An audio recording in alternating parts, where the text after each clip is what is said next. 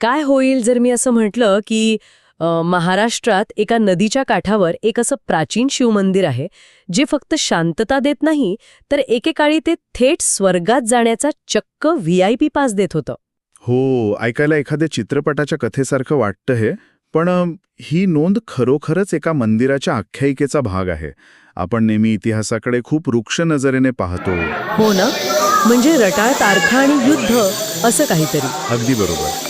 जेव्हा आपण वास्तुकला आणि स्थानिक दंतकथा यांची सांगड घालतो ना, तेव्हा समोर येणारं चित्र खरंच थक्क करणारं असतं. आणि म्हणूनच आजच्या या सखोल चर्चेत आपण कोल्हापूर जिल्ह्यातल्या शिरोळ तालुक्यातल्या कृष्णा नदीच्या काठावर वसलेल्या कोपेश्वर मंदिराच्या गूढ जगात प्रवेश करणार आहोत. मी जेव्हा यावर रिसर्च करत होते ना, तेव्हा मी इतिहासकारांचे लेख वाचले. अच्छा. हो, आणि पिलग्रिम डेटा सर्व्हिसेस सारख्या संस्थांचे अहवाल आणि जे ट्रॅव्हल ब्लॉगर्स नुकतेच तिथे जाऊन आलेत त्यांचे अनुभव सुद्धा मी अभ्यासले. बरोबर. आणि या सगळ्या स्रोतांचा अभ्यास केल्यावर एक गोष्ट स्पष्ट होते की हे केवळ एक धार्मिक स्थळ नाहीये. नाही, अजिबात नाही. हे एकाच वेळी तत्कालीन सत्ता संघर्षाचे कुरुक्षेत्र आहे, खगोलशास्त्राची एक प्रगत वेधशाळा आहे आणि दुर्दैवाने आजच्या घडीला अस्तित्वाची एक मोठी लढाई लढत असलेली वास्तू आहे. चला तर मग यावर सविस्तर चर्चा करूया. नक्कीच. पण या सगळ्या प्रवासाची सुरुवात आपल्याला मंदिराच्या सर्वात आतल्या भागातून म्हणजेच गाभाऱ्यातून करायला हवी. म्हणजे जिथे शिवलिंग असतं तिथे. हो, कारण साधारणपणे भारतातल्या कोणत्याही शिवमंदिरात प्रवेश केल्यावर मध्यभागी एकच शिवलिंग दिसते. पण इथल्या गाभाऱ्यात प्रवेश केल्यावर समोर जे दृश्य दिसते ते पूर्णपणे अनपेक्षित आहे. अनपेक्षित म्हणजे तिथे काय वेगळं आहे? तिथे एकाच गाभाऱ्यात दोन स्वतंत्र लिंगे आहेत, कोपेश्वर आणि धोपेश्वर. बापरे, एकाच गाभाऱ्यात दोन लिंगे. हाच तो कथानकाचा सर्वात रंजक टप्पा वाटतोय मला. आणि मगाशी आपण ज्या स्वर्गात जाण्याच्या पासबद्दल बोलत होतो त्याचा आणि या दोन लिंगांचा काही संबंध आहे का? हो, खूप जवळचा संबंध आहे. यामागे एक अत्यंत जुनी आख्यायिका आहे. कोपेश्वर या शब्दाची ओळ केली तर क्रोधित झालेला ईश्वर असा अर्थ निघतो. अच्छा, पण महादेव कोणावर क्रोधित झाले होते? जेव्हा दक्ष प्रजापतीने एक मोठा यज्ञ आयोजित केला होता तेव्हा त्यांनी आपली कन्या सती आणि भगवान शिव यांना निमंत्रण दिले नाही, तरीही सती त्या यज्ञाला गेली. बरोबर, ही कथा पण अनेकदा ऐकली आहे. हो, तिथे आपला आणि आपल्या पतीचा झालेला अपमान सहन न झाल्याने तिने त्याच यज्ञकुंडात उडी घेऊन प्राणत्याग केला. आणि या भयंकर घटनेमुळे भगवान शिव अत्यंत कोपिष्ट झाले. तेच हे खिद्रापूरचे कोपेश्वर महादेव. पण एक मिनिट, या क्रोधाचा आणि थेट स्वर्गात जाण्याच्या त्या VIP मार्गाचा काय संबंध आला? सतीच्या विरहामुळे आणि प्रचंड क्रोधामुळे महादेवाने आपल्या भक्तांना एक असा वर दिला की जो कोणी एकाच दिवसात 3 विशिष्ट लिंगांचे लागोपाठ दर्शन घेईल त्याला थेट स्वर्गप्राप्ती होईल. 3 लिंगे? कोणती 3 लिंगे? रायबाग, बागेवाडी येथील बंकनाथ, त्यानंतर संकेश्वरचे शंखनाथ आणि तिसरे म्हणजे खिद्रापूरचे कोपेश्वर. दंतकथा सांगते की भक्तांनी या वराचा अचूक फायदा घ्यायला सुरुवात केली. म्हणजे खरंच लोक रांगा लावून स्वर्गात जायला लागले. हो, ते कोपेश्वर मंदिरातील स्वर्गमंडप नावाच्या विशेष जागेतून थेट स्वर्गात जाऊ लागले. बापरे, म्हणजे हा खरंच एक एक्सक्लुझिव्ह क्लबचा पास होता. पण स्वर्गातल्या प्रशासनाची यामुळे नक्कीच झोप उडाली असेल ना? अचानक माणसांची एवढी मोठी गर्दी तिथे पोहोचायला लागल्यावर देवांनी काहीतरी उपाय शोधलाच असेल. देवांची खरंच खूप मोठी अडचण झाली. त्यांनी भगवान विष्णूकडे धाव घेतली. मग या वाढत्या गर्दीला थोपवण्यासाठी विष्णू स्वतः तिथे धोपेश्वर म्हणून प्रकट झाले. अच्छा, म्हणजे थोपवणारे ते धोपेश्वर. क्या बात आहे, अगदी बरोबर. त्यांनी अत्यंत हुशारीने कोपेश्वराच्या आधी स्वतःच्या लिंगाची स्थापना केली. त्यामुळे आता मंदिरात प्रवेश करताच भक्तांना आधी विष्णूचे म्हणजेच धोपेश्वराचे दर्शन घडू लागले आणि त्यानंतर शिवाचे दर्शन होऊ लागले. म्हणजे देवांनीच लावलेला एक नवा सिक्युरिटी चेकपॉइंट होता. तर फक्त शिवाचे दर्शन ही स्वर्गात जाण्याची जी तांत्रिक अट होती तीच विष्णूंनी मध्ये बसून अपूर्ण करून टाकली. बरोबर, दंतकथेच्या पातळीवर हे असंच आहे. पण ह्या दंतकथेच्या थोडं पलीकडे जाऊन मला एक गोष्ट समजून घ्यायची आहे. एकाच गाभाऱ्यात शिव आणि विष्णू एकत्र असणे हे ऐतिहासिक आणि सामाजिकदृष्ट्या किती दुर्मिळ आहे? हे खरंच खूप दुर्मिळ आणि महत्त्वाचे आहे. कारण त्या काळात शैव आणि वैष्णव अशा 2 मुख्य संप्रदायांमध्ये बरीच मोठी दरी होती. त्यांच्यात अनेकदा संघर्षही व्हायचे.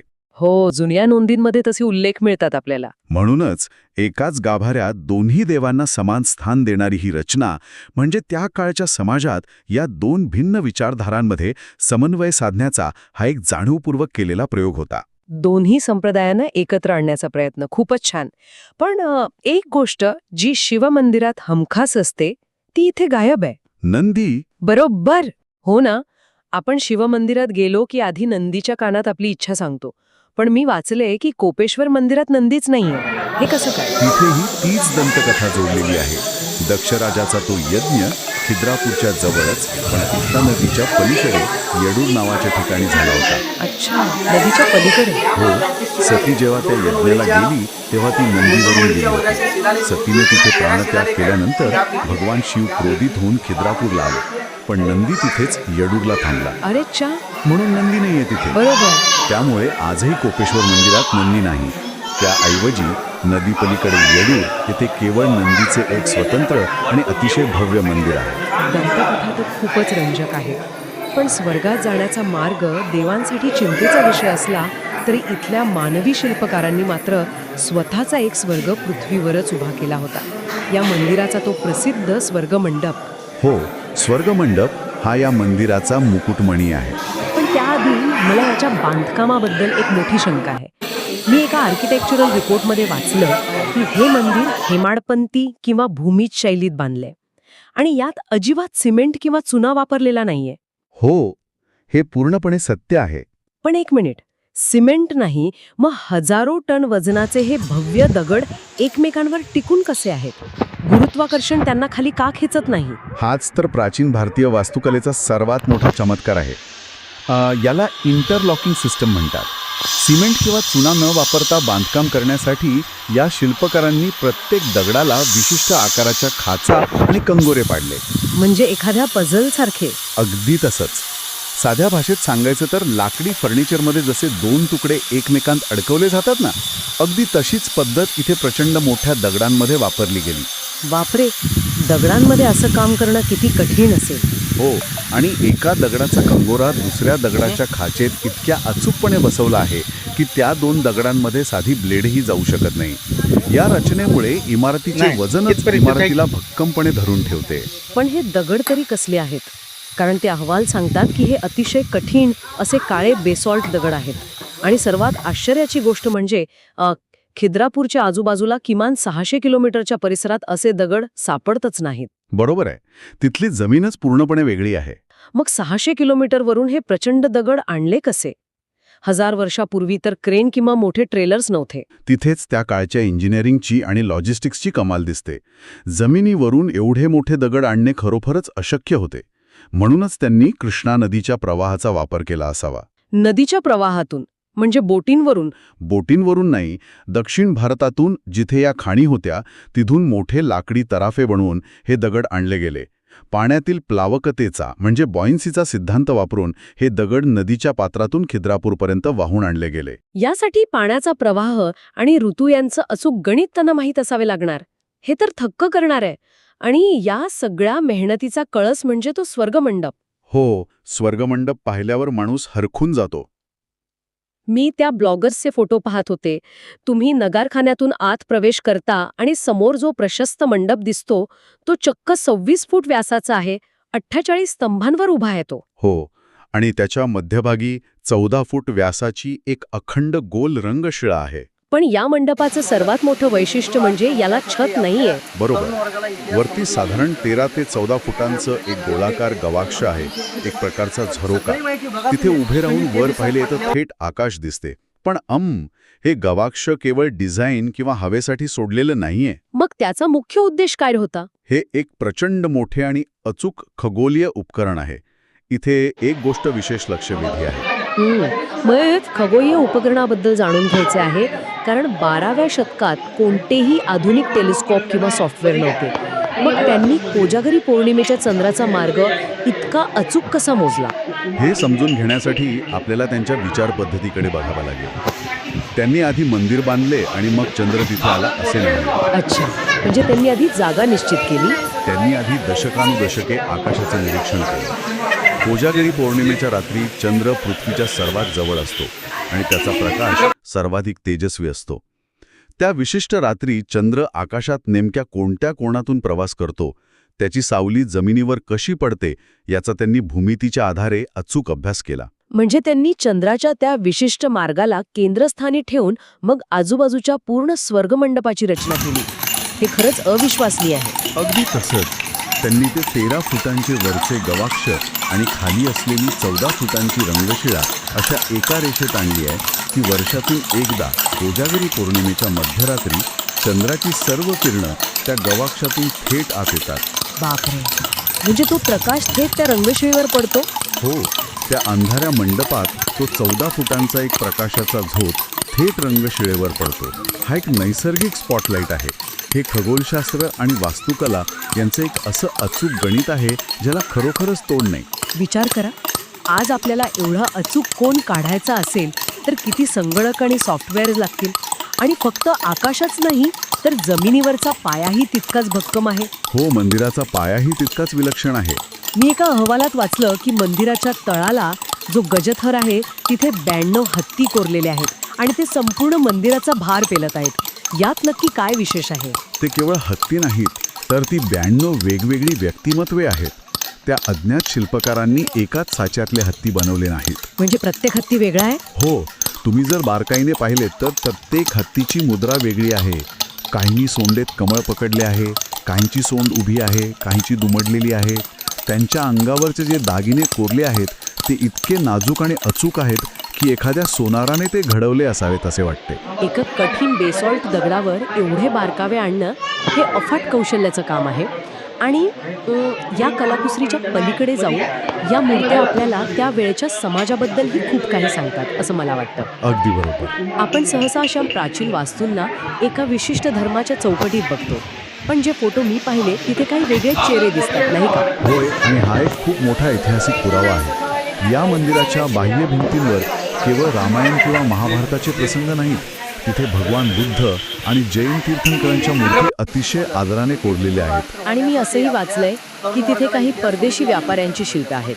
हो, सर्वात लक्षवेधी गोष्ट म्हणजे काही शिल्पांमध्ये अरब आणि चिनी व्यापाऱ्यांसारखे दिसणारे चेहरे, त्यांची दाढीची विशिष्ट पद्धत आणि त्यांचा पेहराव स्पष्टपणे दिसतो. याचा अर्थ असा की हे ठिकाण केवळ एका विशिष्ट गटाचे किंवा धर्माचे केंद्र नव्हते. जर चीनी आणि अरब व्यापारी इथे येत होते तर ते त्या काळातील एक मोठे जागतिक व्यापाराचे केंद्र असावे. नक्कीच, वेगवेगळ्या संस्कृतींचे लोक तिथे एकत्र येत होते. आणि त्या शिल्पकारांनी या सर्व धर्मसमभावाला आणि जागतिकीकरणाला त्या पाषाणात अमर करून ठेवलं. हे खरंच कौतुकास्पद आहे. होय, सहिष्णुता आणि जागतिक दृष्टिकोनाचा तो एक अप्रतिम दगडी दस्तऐवज आहे. पण इथेच मला एक मोठा विरोधाभास जाणवतो.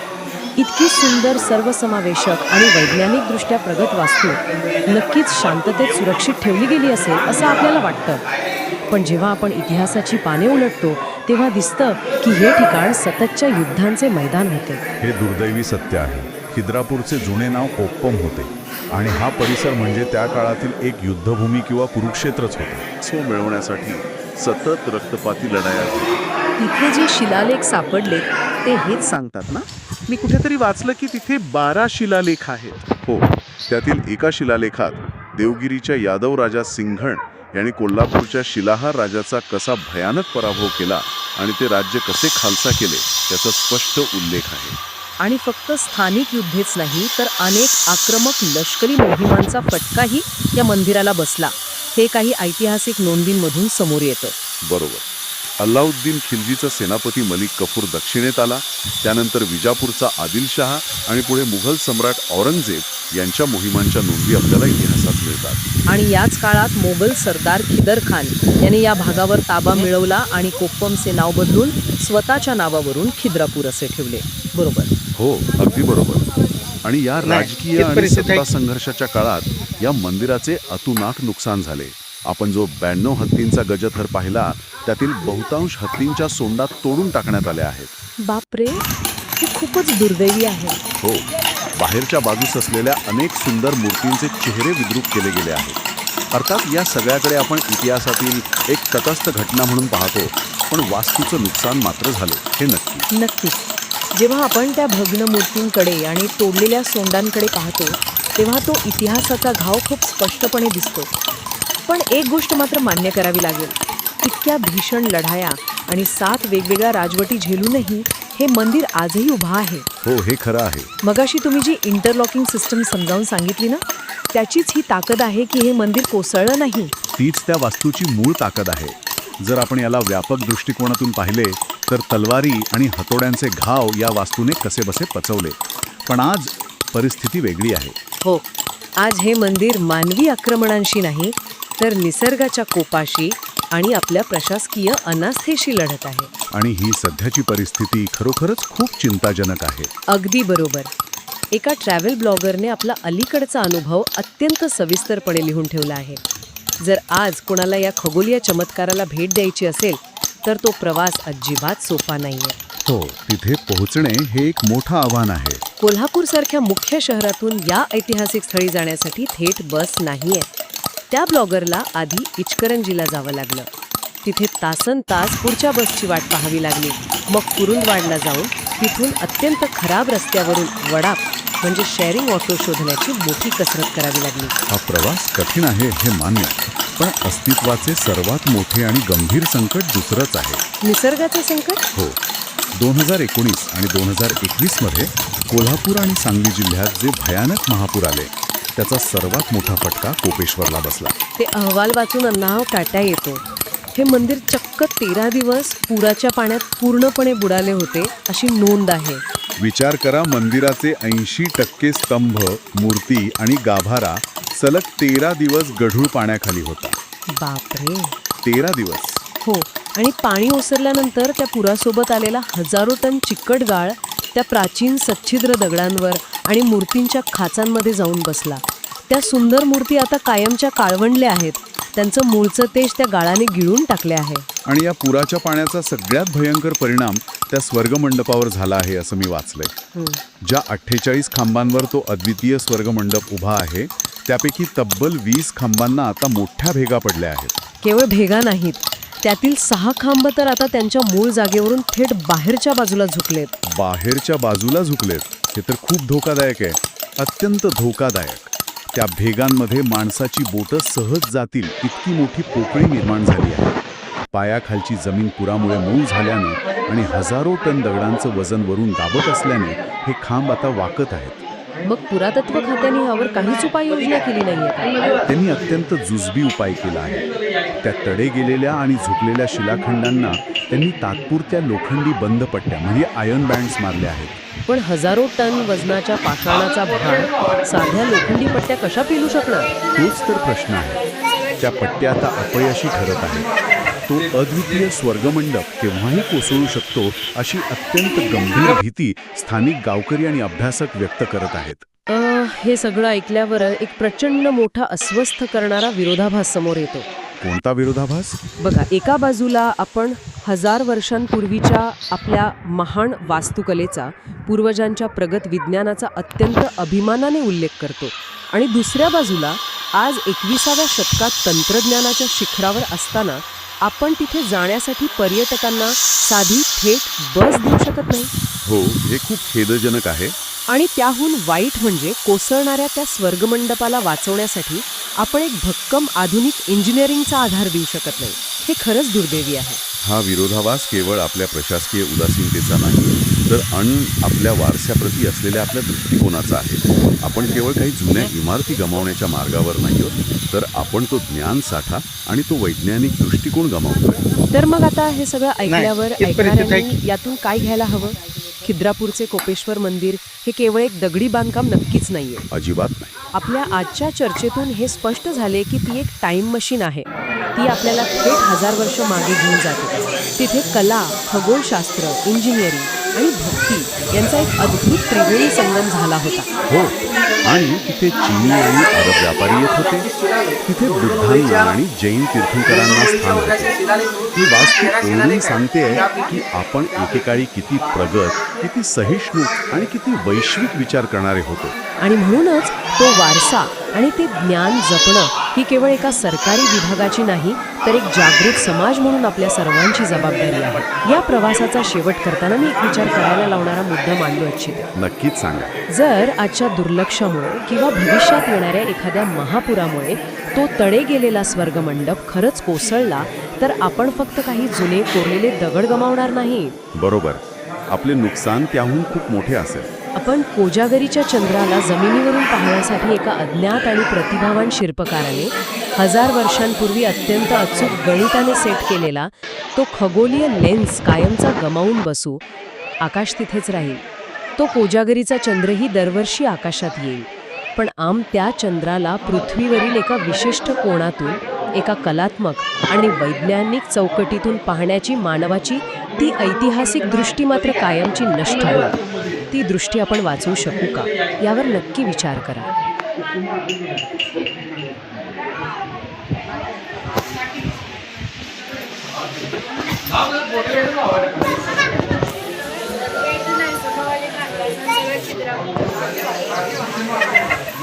चित्र